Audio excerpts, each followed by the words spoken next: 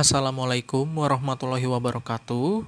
Saya Francisco Tanadi. Pada kesempatan kali ini, saya akan mempresentasikan analisa site yang akan menjadi site untuk proyek perancangan arsitektur kali ini, yaitu Pusdiklat. Pada slide ini, saya akan membahas mengenai analisa site. Yang pertama itu ada lokasi site. Lokasi site kali ini berada di Jalan Aseli nomor 133, RT 6 RW 1, Cipedak, Kecamatan Jagaraksa, Kota Jakarta Selatan, daerah khusus Ibu Kota Jakarta. Dan untuk data site kali ini, luasan site yang diperkenankan yaitu 5.000 meter persegi. Untuk koefisien dasar bangunan atau KDB-nya sendiri yaitu 50%, di mana untuk luasan 5.000 meter persegi yaitu menjadi 2.500 meter persegi. Koefisien luas bangunan atau KLB dari tapak ini yaitu 5.000 meter persegi dikali 1,5.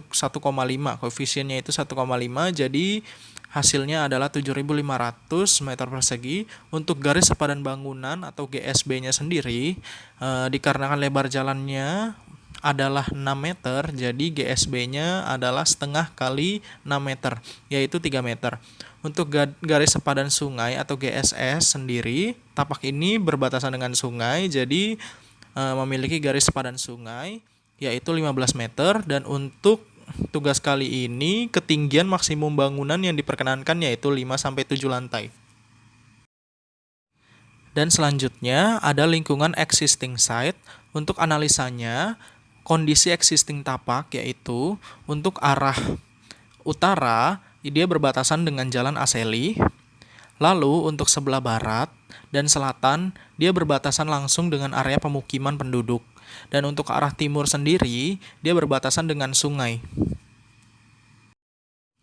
Selanjutnya ada analisa matahari, dan analisanya data yang menyangkut pergerakan matahari dalam perancangan secara umum ada dua macam, yaitu data terhadap cahaya dan data terhadap panas atau radiasi matahari, di mana intensitas matahari panas terjadi pada pukul 10 sampai 15 waktu Indonesia Barat.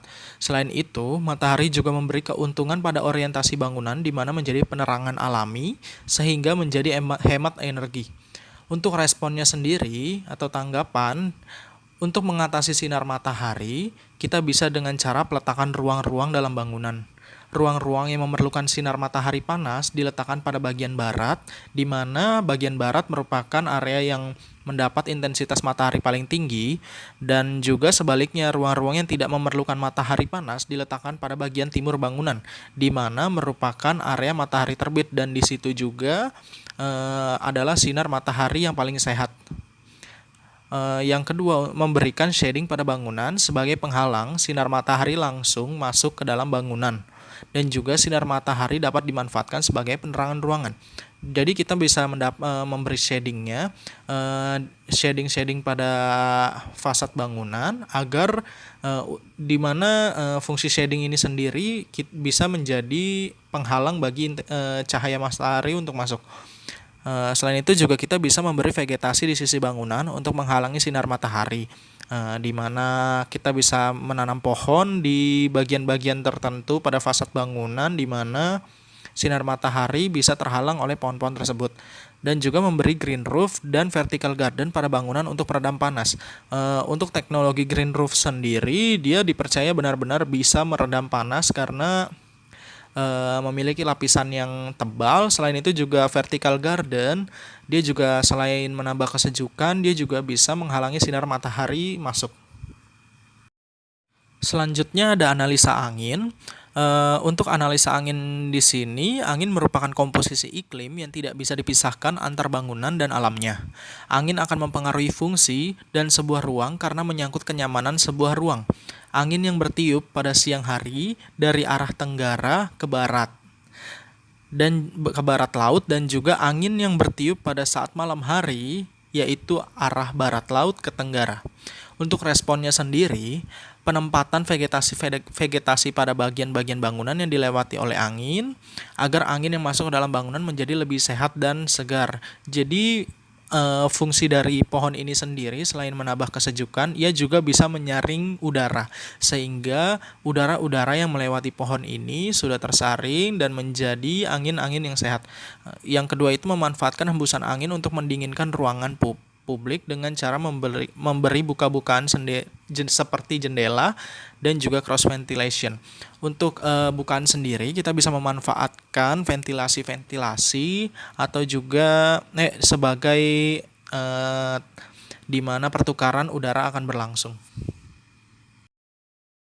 Selanjutnya ada analisa kebisingan. Untuk analisanya sendiri, sumber kebisingan terbesar bersumber dari arah utara, di mana arah utara benar-benar berbatasan langsung dengan Jalan Aseli.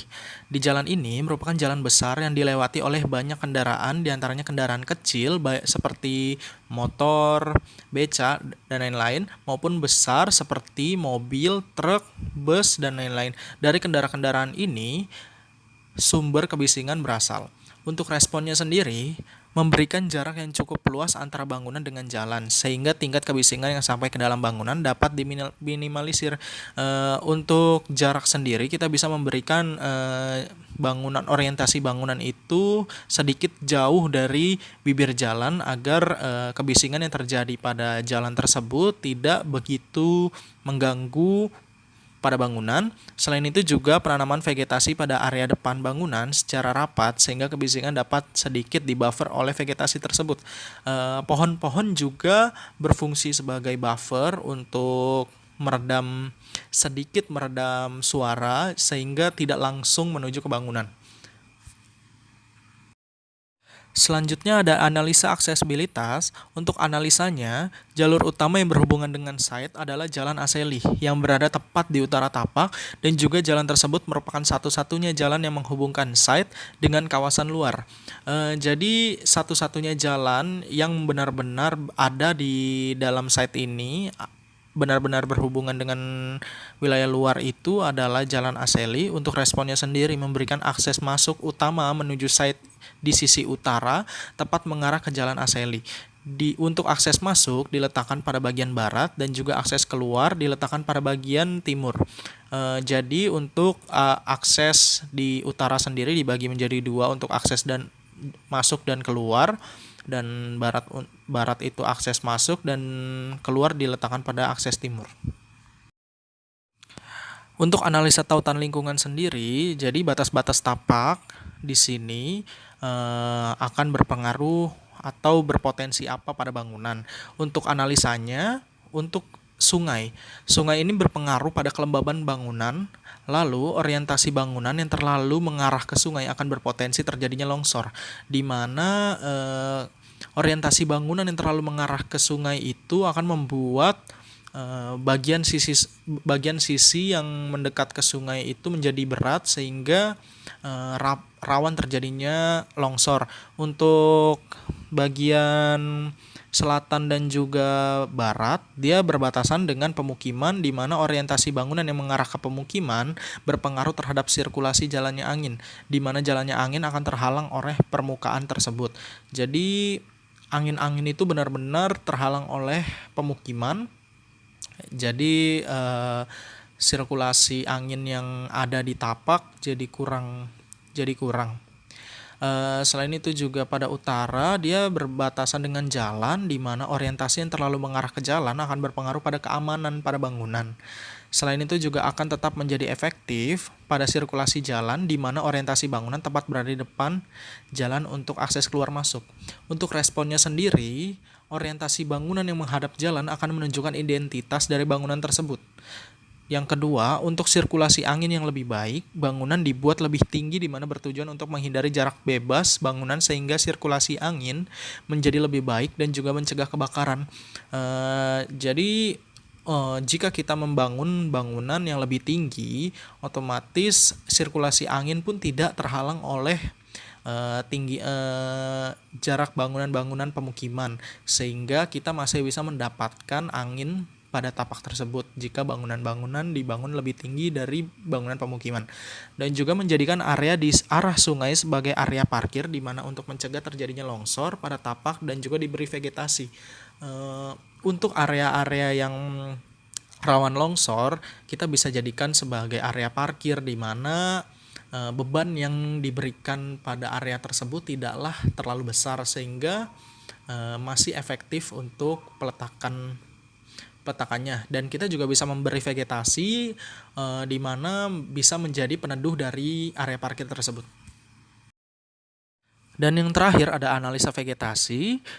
Untuk analisa kali ini kita bisa mendapatkan di mana area site masih terdapat vegetasi-vegetasi alami berupa hutan-hutan.